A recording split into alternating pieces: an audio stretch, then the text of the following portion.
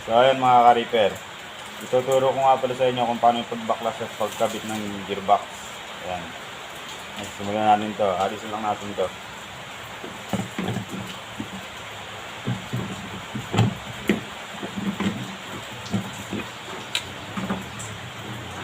Ayan. Alisin lang natin isang tornilyo na rin, guys.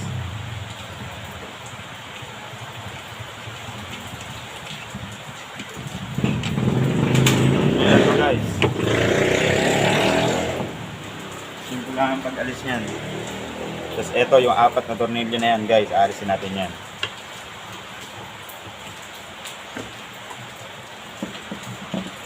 Alisin natin yan.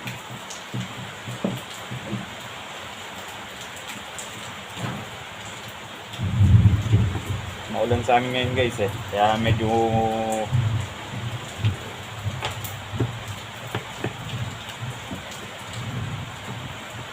alisin lang natin itong apat na tornilyo na to. Ganito ko simpleng pagpalit ng gearbox. Simple lang kaysa iupan nyo pa, di ba?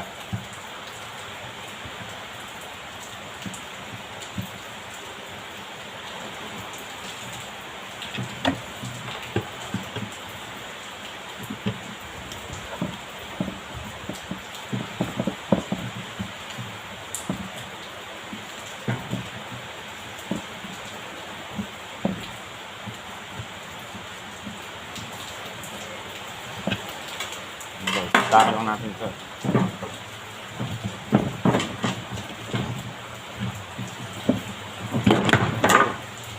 Itak na natin, guys. So,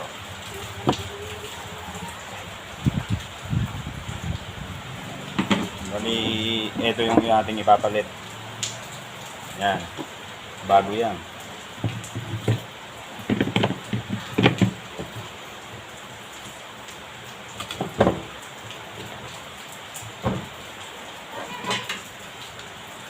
Nakabit lang natin ulit yung apat ng tornilyo.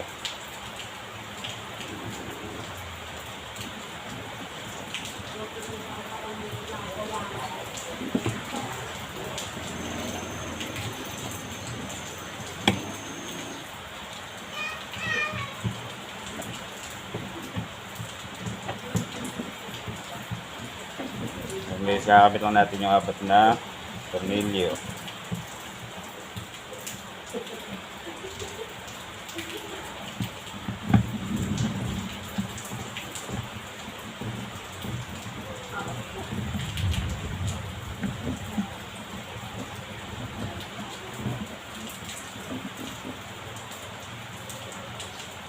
Ayan, last.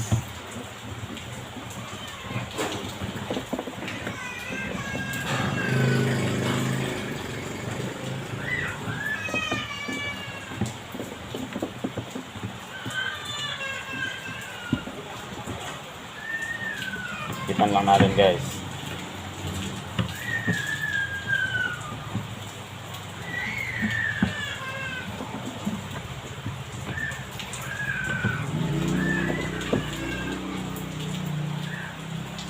Yan. Tapos, next na natin muli ito. May malaki. Yan lang. Yan. Yun.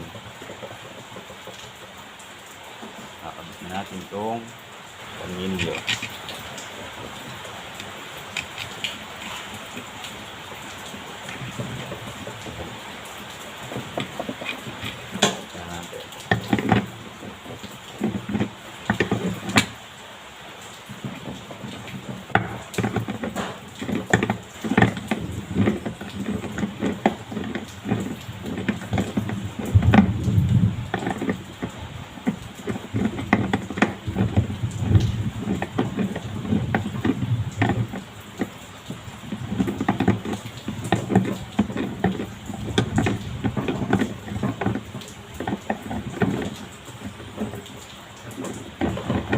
Ayan guys, may ipit na.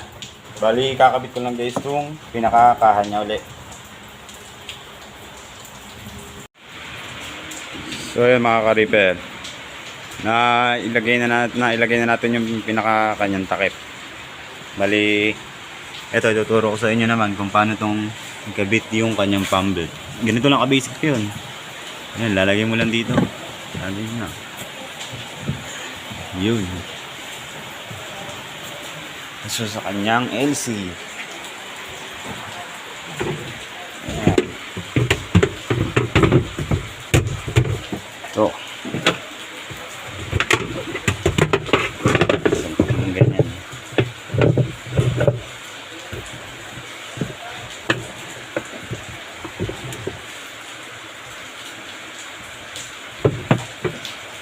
Basta tornilyo lang.